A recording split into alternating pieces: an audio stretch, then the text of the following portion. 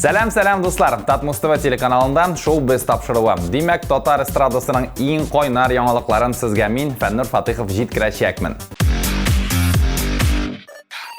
Рамил Аймаддинов әнисе белән Төркиядә ял итә. Instagram аккаунтында ул Төркиядә төшкән фотоларын гына куеп калмады, барыбызны да сөендереп, менә бу фотосын урнаштырды. Демәк, Рамил республикабызның флагы белән Төркиядә фотога төште. Афәрин, Рамил. Раяз Фасыйховның тормышында яңалык. Ул үзенең сторизына Ferrari машинасы белән төшкән фотосын урнаштырды. Яңа машина алдыңмы әллә дигән сорау белән без Раязның үзе белән элемтәгә керергә булдык. Тик ни кызганыч, Раяз безнең сорауга җавап кайтармады.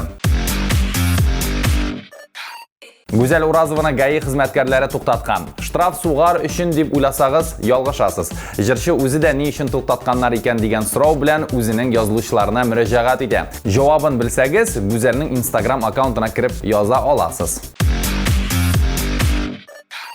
Данияр Сабиров һәр вакыттагыча лайфхаклары белән безне сөендереп тора. Бу юлы аяк киеме размерын зурайту турында. Баксаң, әгәр дә кичкенә размерлы аяк киемен зур аяк кия икән, димәк аяк киеме дә зурая. Бу лайфхакны сез Данияр Сабировның Instagramында кирип карый аласыз. Яңалыклар шуның белән әлегә тәмам. Мин Фәннур Фатихов сезнең белән сау булашам. Шоу-біз тапшыруын көн сайын Татмустова телеканалында карап барыгыз. Шоу-біз, без йолдызлар турында барысын да беләбез.